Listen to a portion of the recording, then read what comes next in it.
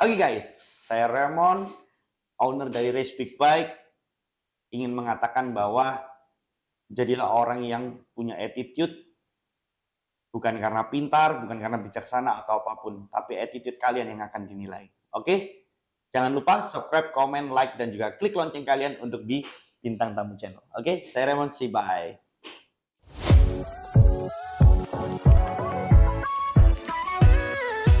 Halo sahabat sekalian, kembali lagi bersama kita di Bintang Tamu Channel bersama saya Lisa Wun. Dan kali ini saya ditemani sama Pak Raymond. Beliau adalah owner dari Race Big Bike dan established sudah 9 tahun ya Pak ya. 9 tahunan lah. Salah satu blogger tentang dunia otomotif yang sangat famous. Enggak, Makasih Pak Raymond sudah mau Thank you, datang thank you. di sini. Iya. Gimana kabarnya Pak Raymond? Baik. Semuanya baik-baik aja. Baik-baik aja. Bagaimana kemarin Race Big Bike dalam menghadapi dilema COVID? Ya, itu bersyukur sih kita masih bisa jalan. Jadi basicnya apa yang kita buka ini kan bengkel hobi. Jadi motor-motor, orang tambah nganggur di rumah ya kan. Apa katanya work from home tapi enggak. Mereka akhirnya ngapain ya? Akhirnya pergi ke bengkel, main-main ya meskipun kita dengan full APD. Bukan APD sih istilahnya ya, hati-hati juga ya. Untungnya kan bengkel kita juga terbuka, jadi tidak di dalam ruangan ber-AC. Oh berarti tetap operasi ya waktu kemarin ya? Tetap operasi, tapi kita hanya membatasi juga customer yang datang. Waktu mereka datang ya kita ngomong, ayo pulang. Motornya aja tinggal kasih note, kita yang ngerjain. Jadi kita juga tetap buka, tetap beroperasi semuanya. Meskipun ya sedikit terseok-seok juga ya, samalah dengan yang lain. Sama ya? Iya, yang lain juga pasti mengalami naik turunnya juga waktu COVID itu. Tapi sekarang udah balik? Sekarang kalau dikatakan balik sih belum ya, maksudnya orang-orang justru sekarang kan lebih fokus pergi ke menata ekonominya masing-masing lagi. Betul. Karena mereka kemarin drop, sekarang mereka menata. Jadi untuk aku ngomong lebih enak waktu COVID. Gitu. Oh gitu ya? Iya, lebih enak waktu COVID daripada sekarang. Karena sekarang orang pada ngirit, apalagi ada yang mau masuk sekolah, ada yang masih menata ekonomi perusahaannya, ya kan? Kayak gitu-gitu akhirnya ya kita bisanya ya menerima gitu. Untungnya waktu COVID kita aman gitu aja. Tapi kayaknya ke depan ini kata beberapa orang sih, gimana tanggapan Pak Raymond, kan ke depan ini cara berbisnis setelah COVID dan sebelum COVID agak beda ya. Betul. Dengan kondisi politik di dunia. Betul banget. Era digitalisasi. Pak Raymond sendiri tanggapannya tentang itu bagaimana? Kalau secara ada perubahan banget kalau di bidangnya kita ya, apalagi kita ini lebih banyak ke jasa. Untuk penjualan barang untungnya kita dikit. Gitu. Jadi kalau jasa berpengaruh banget sih enggak. Tapi kalau yang orang punya stok mungkin ya, stok case barang, part-part dan lain-lain mungkin berpengaruh. Tapi kalau kita di jasa ya kita enggak terlalu berpengaruh. Jadi yang kita berpengaruh hanya faktor intern masing-masing, kayak anak yang mau masuk sekolah atau apa kan mereka pasti ngirit. Iya kan, nggak berani spend money terlalu banyak juga. Akhirnya ya kita berusaha untuk sama-sama istilahnya customer mau apa ya kita turutin, kita kasih tahu dulu harganya sekian. Buktinya jalan-jalan aja. Cuman ya itu faktor intern masing-masing sih kalau itu gitu. Spesial untuk reparasi atau nge-build motor tua atau gimana? Oke, kita ini macam-macam dari mulai tune up, terus kalau kita ngomong tuh build for ride. Jadi kita membangun motor itu memang untuk dipakai untuk di jalan. Gitu, bukan hanya untuk dipakai untuk pajangan, bukan.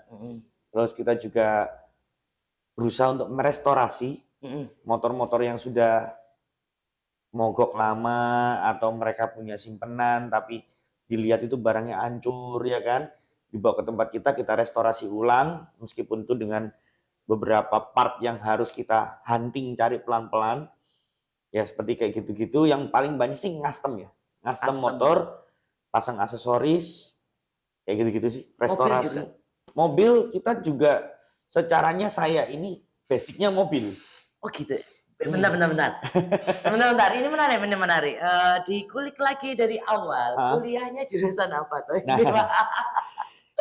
Kalau saya dulu punya prinsip kuliah itu senang-senang, pekerjaan itu hobi. Oh gitu. Yes. Menarik loh sahabat sekalian. Itu prinsip ya? Kuliah senang-senang. Saya kuliah di pariwisata, di jurusan Nyambung. Petra. Di Petra jurusan pariwisata. Gak nyambung. Nggak nyambung sama sekali. Dan teman-teman saya sekarang pun kerjanya ya tiketing, semuanya seperti itu. Kalau kita reunian gitu, kerjaan saya paling nyeleneh gitu loh. Nggak mungkin kok bengkel, nggak ada ilmu mekanik atau apapun gitu loh.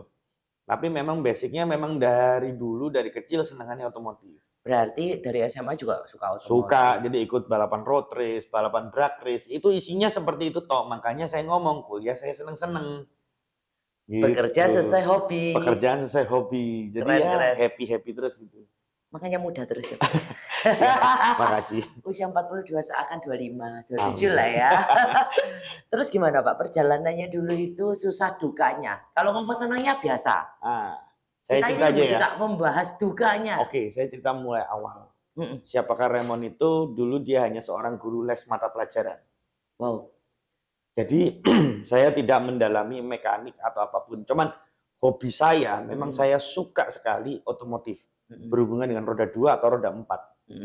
Gitu. Jadi saya memulai pekerjaan saya yaitu guru les pelajaran Anak SD. Karena menurut saya itu nggak mungkin tidak bisa kita lakukan. Kita udah kuliah, udah selesai, udah beres, ngerjain apa ya? Waktu itu orang tua juga 2001, papa saya meninggal. Saya mesti bawa mama saya untuk pulang ke Surabaya, kan tinggal di Bogor dulu. Saya bawa pulang ke Surabaya, saya mikir, ini kalau pakai hartanya papa yang ada di mama, lama-lama akan habis. Iya kan? Betul. Sedangkan perjalanan hidup saya masih panjang. Saya 2001 masih kuliah tuh, masih kuliah. Akhirnya saya mikir, putar otak bagaimana pekerjaan yang tidak pakai modal, cuman istilahnya orang Surabaya ngomong bondo utek ambek cangkem. Bener kan? Bener. Bondo utek ambek cangkem ya apa ya caranya ya? Akhirnya ada salah satu teman saya itu adalah penolong juga dalam hidup saya, namanya Handi Toet. Panggilannya Toet, Handi Toet. Dia punya les-lesan gede. Dan itu sudah mulai, dulu dia ngelesin ke rumah orang-orang. Sampai 25 murid, kan nggak ngatasin. Dalam seminggu nggak mungkin ngatasin. Saya ngomong sama dia, Di, kalau ada pekerjaan, Di. Sebelumnya saya kerja. Jadi sales marketingnya asuransi. Saya juga pernah kerja di Sogo, lantai 1, tempatnya make up. Saya pernah jadi supervisor. Serius. Saya juga yang mengatur TP, betul. Sogo, TP, lantai 1, bagian make up, saya mengatur waktu gong sifat cai. Jadi saya mengatur itu semuanya, karyawan-karyawan semua mulai dari masuk, terus menjaga store itu selama 2 minggu. Berapa pekerjaan sudah sebelum menemukan cintanya ini? Waduh, banyak. Jadi saya lompat-lompat. 10 lebih ya? Asuransi saya udah menjalani 4. Apa aja, Prudent saya udah pernah masuk. Boleh nyebut gak sih? Boleh nyebut gak sih? Ya boleh. Ya salah satunya Prudent, kayak habis itu Maya Pada ya dulu. Pokoknya yang ada di Dr. Sutomo, belokan itu, pojok itu udah pernah. Saya pernah kerja di HSBC, saya pernah kerja di bank juga udah pernah. Bagian apa, nyari deposito. Dan untungnya selalu, dan disitulah saya belajar marketing, benar-benar belajar marketing. Karena menurut saya tidak akan atau tidak mungkin seseorang kalau bertindak tuh nggak mungkin tidak punya hasil. Berarti lulus kuliah itu paling nggak usia 20? Lagi kuliah saya udah kerja. Duh, pertanyaan saya biasanya konotasi itu orang sudah merasakan duit nggak mau lulus kuliah, biasanya gitu. Nah, karena saya udah pernah janji sama papa saya akan lulus, memberikan ijazah. Makanya ijazah saya cuma D3. Kemungkinan setelah ini saya mau ngelanjutin S1 sama S2. Setelah ini. Nggak tahu, tiba-tiba muncul aja kepingin sekolah lagi gitu. Makanya itu start kerjanya itu dari usia paling nggak 17. 2000 berapa ya? 17-an gini. 17 sampai menemukan cintanya 2001. Jadi selama saya 4 tahun, saya cuma kerja itu 3 bulan, karena saya nyoba sini, saya nyoba sana, nyoba. Jadi bukan berasal dari anak orang kaya di mana bapaknya punya perusahaan, enggak. Tinggal dibuka bengkel gitu ya yang enak. Enggak. Saya mulai dari nol, ngelesin pelajaran satu anak itu dapat 250.000. Waktu itu satu rumah 3 anak dia. Di korting, minta korting 600. Ya udah deh, kayak saya jalanin selama 6 bulan. Selama 6 bulan saya jalanin, saya dapat duit 6 juta waktu itu.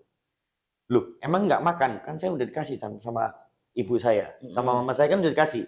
Makan, uang jajan kan kasih. Jadi uang pekerjaan saya simpen gunanya untuk beli apa? Saya beli gerinda, saya beli kompresor, saya beli alat-alat kunci-kunci. Untuk apa? Saya buka audio. Pertama kali kerja sendiri itu buat buka audio di rumah sendiri. Berarti menabungnya bukan duit, barang-barang ini tadi. Iya, barang-barang itu sampai sekarang pun terjadinya barang-barang itu. Gitu. Jadi Berarti saya harus punya keyakinan yang kuat dong, Pak. yakin gitu sih enggak sih waktu itu. Coba dia dijalanin aja. Istilahnya ya mau dia ngomong apa ya. Kita juga berusaha, gitu kan.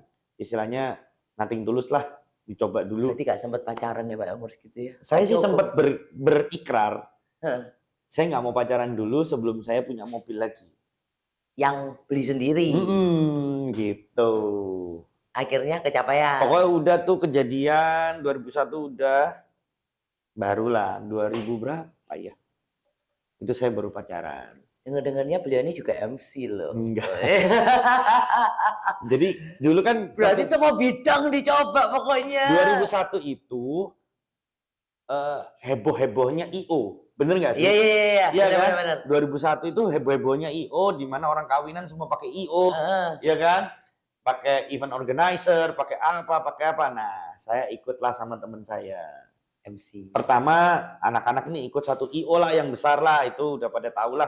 Kemudian mereka buka sendiri, saya bantuin teman saya. Waktu saya lagi kerja, saya selalu bagian sampingnya artis, kalau enggak sampingnya MC.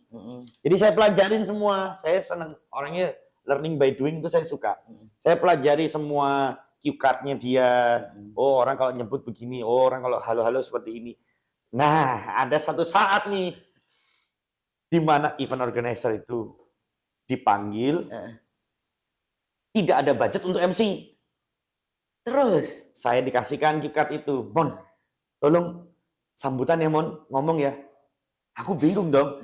Ya udah, aku mengambil intinya waktu itu adalah salah satu MC yang menurut aku ini kalau opening itu keren gitu loh, asik nih, selalu orang langsung seneng, orang langsung happy. Aku tiru itu,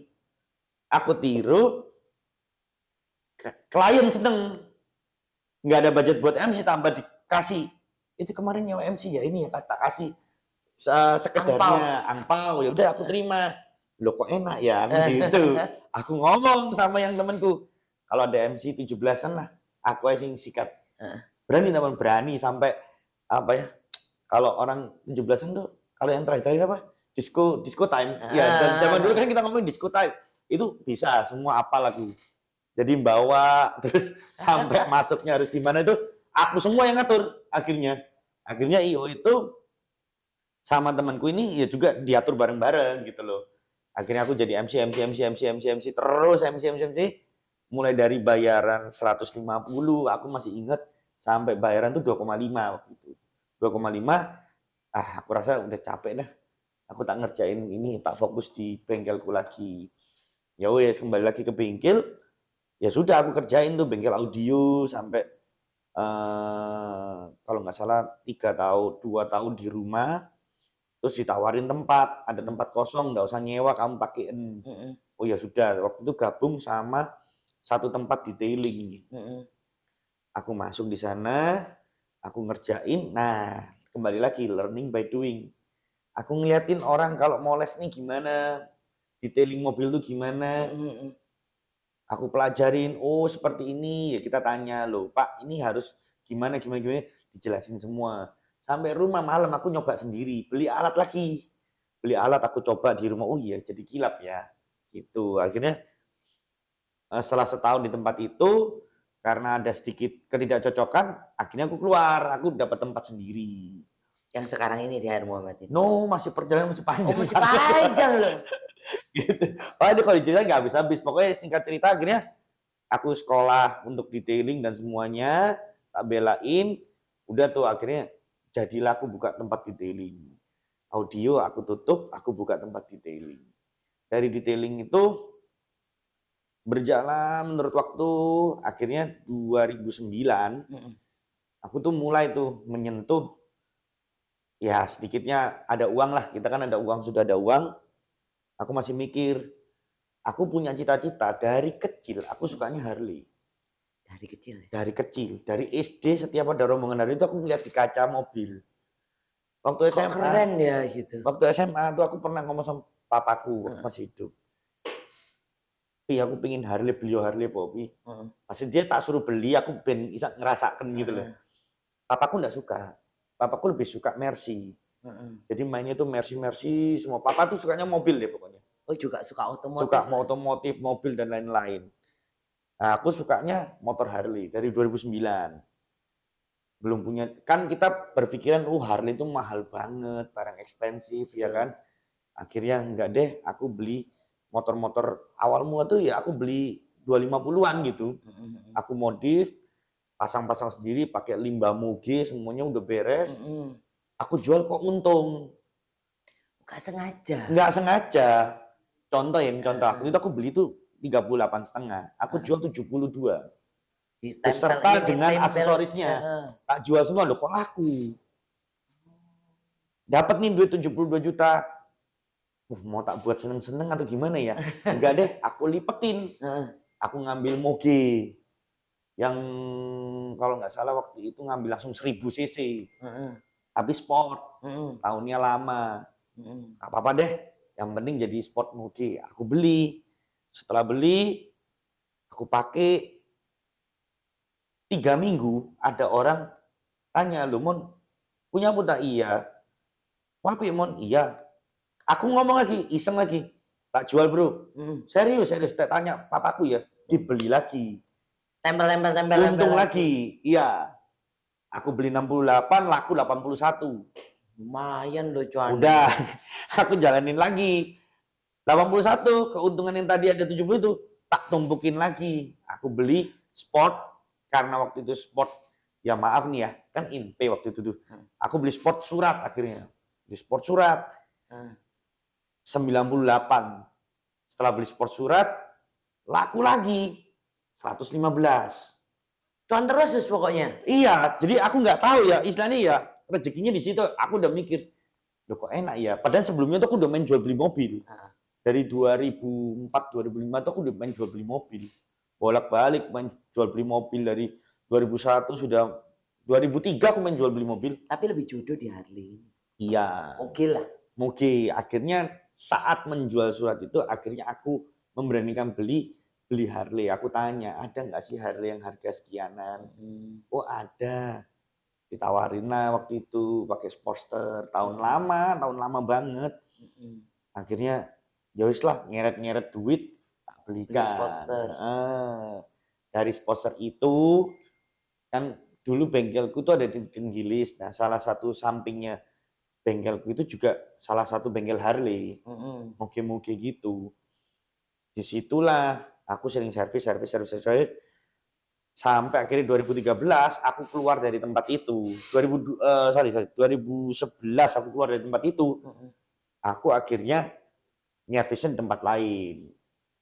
2013 ada ada tukang tuh yang keluar dari tempat salah satu bengkel, Hmm. keluarnya udah lama, Hmm. udah sekitar 2012. Hmm. Ketemu 2013 ketemu, tak suruh benerin di tempatku, Hmm. beres. Nah, waktu aku salonku tuh jalan. Nah, setiap motor yang aku pakai selalu bersih, kinclong, mulus. Cantik lah pokoknya ya. Akhirnya kan selalu dibawa hari Jumat itu kan sering disutos. Heeh. Oh iya zaman dulu Nah, ya anak-anak ya. selalu ngomel, motormu kok mulus terus, Mon. Heeh. Ya aku nyaut ya, karena aku punya detailing, bro. Heeh. Piro, bro, detailing ini aku juga bingung. Ya gimana ini? Aku cas buka harga, masuk rame, anak-anak akhirnya di situ. Nah, ketemulah kejadian waktu kita nyuci motor itu, motor datang nyala, pulang nggak nyala. Terus siapa? Aku panggil tukangku itu, Hmm. tak suruh benerin. Walah bos, cuman kena air. Oh iya bersih, dreng nyala. Hmm. Semenjak saat itu saya pikir, kenapa gua nggak buka bengkel di sini? Oh. Gitu. Perjalanan. Perjalanannya seperti itu, makanya Kalau anak-anak ngomong, oh Raymond gludus langsung buka bengkel, nggak mungkin. Resiko. Iya kan riskan kita mau buka kayak gitu tuh. Motor Harley ada berapa sih yang diservis mau berapa sih 1 minggu kan gitu kan? Iya. Logika berpikir itu enggak masuk Iya nggak hitungannya. masuk Karena hitungannya sudah. ini kan pekerjaan ya motor. Akhirnya dari situ udah tuh. Jadi kalau kita nerima motor untuk di sana nggak pernah takut karena kan aku udah ngomong, nanti tak panggil ya, tak panggil ya, tak panggil. Iya ya bos, ya bos. Berjalan 2014, tak ajak ngomong berdua gimana kalau kita buka bengkel. Hmm. Ya wis gak apa-apa bos, sampean kan apa istilahnya bahasa Jawa nih, sampean kan bolone swake. Temennya Oke, banyak lah. deal, kamu gitu. Tak siapin semua alatnya, bukalah kita bengkel. Makanya kalau diomong 2015 itu runningnya, tapi sebenarnya opennya itu dari 2014 sudah open. Cuman aku belum memberikan nama kalau itu Race Big Bike. Di bulan Agustus 2015, aku bingung tak kasih nama apa ya. Terus yang muncul di otak Race, nama aku sendiri Raymond. Big Bike. Soalnya kan yang satu Race Clean Up, ada Race Big Bike Storing Towing, ada Race Clean Up Express untuk pencucian mobil, ada Raceco untuk baju apparel, karena aku juga buat baju semuanya. Merchandise tentang Race Big Bike itu kita juga buat. Ya merantak lah. Merantak Pelan-pelan ya tapi ya. pelan-pelan, nggak Pernah langsung. nggak sih seorang Pak Raymond ini menangis dan putus asa? Sering. Kepo saya ini. Sering. Dalam artian gini. Sahabat saya nggak percaya loh kalau sering. Sering. Karena nggak semua yang dijalanin atau dilihat orang itu enak. Wajahnya terang. Bener. Orangnya smiley face, menyenangkan. Masa sih Pak? Iya. Soalnya terkadang kayak saya ini ya. Saya One man show. One man show. Race Big Bike itu nggak ada joinan. Joinan baru buka di Sidoarjo tahun ini. Bersama dengan partner saya. Di Sidoarjo. Tapi sebelumnya itu tidak pernah. Saya fight sendiri. Tidak ada investor atau backingan. Selama ini kan semuanya mikirnya begitu kan. Nggak ada. Duitnya sopo. Nah, gitu. kalau mau ditanya ya, duitnya muter terus di barang. Sampai sekarang. Sampai sekarang. Aku jujur belum bisa menikmati happy-nya gitu, belum bisa. Menangis dan putus asa, bagaimana cara mengatasi? Itu cuma satu, berdoa, terus gitu aja. Bener. Karena saya ini tipikal orang, kalau saya susah, ya saya menghadap ke atas itu. Karena percuma saya mau cerita sama siapa, istri saya, mau cerita sama siapa, mama saya. Nggak mungkin memberati beban hidup mereka. Mau cerita sama siapa, anak si cili-cili. Mau cerita sama teman, percuma cuma didengerin atau nggak mungkin dibantu. Belum tentu digibahin lagi ya. Iya, makanya itu mohon maaf. Tiap tahun itu ada nangisnya. Ya nggak tiap tahun lah ceritanya. Tapi setiap tahun tuh penuh dengan surprise. Setelah mendung ada pelangi. Pasti, itu pasti. Itu benar. Jadi kalau misalnya kamu lagi mau mencapai sesuatu, kamu akan susah. Tapi ketika kamu sesuatu udah kamu capai, kamu pasti biasa-biasa saja. Biasa ya? Biasa aja. Punya Mercy ya biasa? Iya, biasa. Berarti Pak Raymond itu sama dengan saya, mungkin lebih suka menghargai proses daripada hasil. Iya, iya betul. Karena prosesnya itulah yang membuat kita semakin kuat, semakin kuat, semakin kuat. Ketika kita mendapatkan yang kita mau, happy banget sih enggak. Percayalah, happy banget itu enggak. Iya, mobil Mercy dinaiki 2 minggu selesai. Iya, sudah. Gitu. Jadi cuman, udah kita naikin. Beres. Kita jalan setengah jam udah biasa, jadi kayak mobil kita sendiri. Cuman di dalam hati kita, wah akhirnya aku dapat ya. Cuman gitu toh.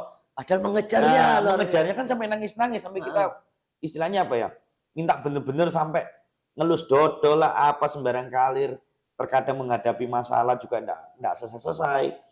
Dan masalah semua terus ada, enggak mandek-mandek. Ya, dinikmati ya wis gitu. Sahabat sekalian, ternyata seorang Raymond Big Bike ini punya perjalanan yang tidak mulus ya. Yep. Dan pernah nangis, pernah putus asa, dan luar biasa. Tapi beliau ini salah satu orang terkenal dan juga blogger ya Pak ya sekarang ya. Ya, begitulah. Mencoba. Kemarin nyoba tahun lalu itu iseng kita coba. Ayo kita buat yuk YouTube. Aku begitu. Terus aku ngambil anak kameramen, editor. Terus kita buat. Tanggapannya lumayan cukup baik gitu. Jadi sampai sekarang. Pak Raymond terakhir sama sahabat di sana, Hmm. ada kesan dan pesan. Tepatnya pesan sih, buat generasi-generasi yang zaman sekarang atau yang menggilai moge. Nah, kita ngomong di konotasi moge aja ya. Yang menggilai moge ini bagaimana? Ya kalau saya sih cuman satu. Eh, Satu yang ingin saya sampaikan, kalau kalian-kalian yang punya moge atau motor besar, apapun lah, sport atau Harley atau apapun, belajar menghargai. Dia maneman. Bukan, bukan menghargai motornya, menghargai orang lain. Oh iya iya Yuk iya. kita mikirin yuk perasaannya Iya. pemotor lain. Itu aja. Gak usah blayer-blayer. Ya terserah Jangan lah ya. motong jalan Kalau gitu mau lah. belayer terserah. Heeh. Cuman harus tahu sikon. Kalau saya tahu kalau belayer itu gunanya apa, saya tahu, saya paham. Gitu loh. Misalnya kalau lagi macet, sikon, pahami sikon. Perlu tak belayer? Enggak perlu, itu mesin Anda tambah lebih panas. Ya Apalagi betul. motor yang baru. Hidrolis Anda akan ceplos, percaya sama aku. Iya kan? Iya. Kalau kalian lagi kenceng, memblayer, gunanya apa? Enggak perlu. Gitu. Anda kesel sama orang, emang kalau memblayer menyelesaikan masalah? Enggak Ya kan? enggak. Bener kan? Heeh. Makanya saya ngomong lebih belajar menghargai perasaan orang lain dan lebih menghargai sekitar kalian gitu loh. Kalau kalian nggak usah dihargai, sudah top kok. Udah punya Harley, udah punya naik moge, pasti kan udah wah. Konotasinya orang kaya Iya, lah ya. sudah wah, terus tenang aja, pasti oke kok. Pasti oke. Heeh. Coba belajar samping-samping kalian. Betul. Karena terakhir juga Hmm. lagi ini ya Pak ya. Dari kepolisian juga. Moge ini lagi disorot. Mungkin karena kebiasaan seperti itu kali Pak ya. Ya, mungkin sekarang netizen juga ya istilahnya bukan julid ya. Orang kalau ngomong tuh siapa sih nggak mau sih kayak mereka kan gitu kan. Cuman ya itulah kita ngomong, ayo kita lebih memikirkan sekitar kita. Lebih memikirkan orang lain lah daripada kita. Kalau kita sudah naik moge, itu kalian sudah nikmat kok. Nggak Orang perlu, mandangnya ya, keren. nggak perlu kalian harus mikir orang lain harus melihat kalian, harus melihat aku ini loh punya. Nggak perlu. Justru kita yang melihat mereka. Makanya kalau aku ngomong lebih menaruh empati kepada orang-orang. Itu aja. Ya apalagi dengan suara yang moge gitu ya orang nggak usah Iya, belajar udah tahu, noleh. gitu, udah tahu. Motor mahal tuh udah tahu gitu loh. Gitu. Makasih banget loh Pak. Siap. Saya mendoakan Bapak sukses selalu supaya kapan kita bisa berbincang-bincang Oke. lagi. Sahabat sekalian, terima kasih buat Anda yang tiap minggu telah menyaksikan Bintang Tamu Channel. Dan yang kalian suka dengan topik-topik kita, tekan tombol subscribe di bawah, nyalakan loncengnya, dan tekan tombol like. Sekian dari kita, Bintang Tamu Channel.